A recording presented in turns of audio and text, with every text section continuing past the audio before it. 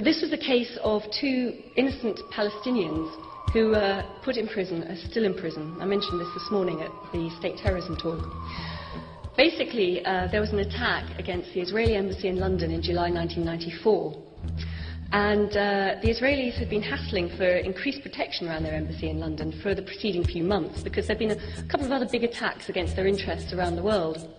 Now, MI5 had no intelligence to suggest that any Arab terrorist groups were planning an attack against the Israeli embassy.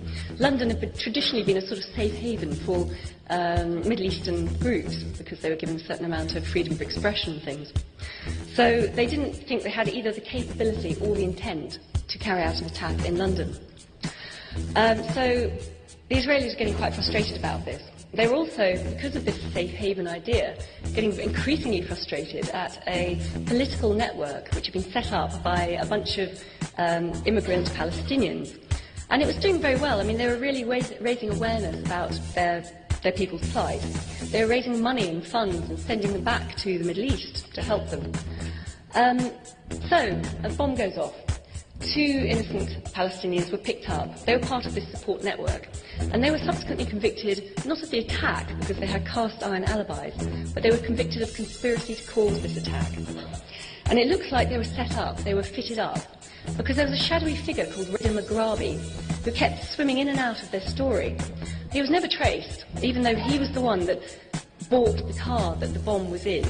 He's the one who was, all asking them to put themselves in certain places at certain times, which led to the circumstantial case against them, which led to their convictions.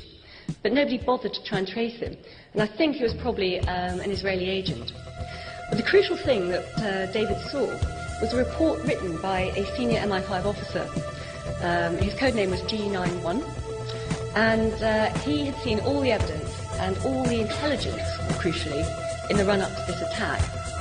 And his assessment, his view, was that Mossad had bombed their own embassy. Call me a conspiracy theorist, but that's what this guy said.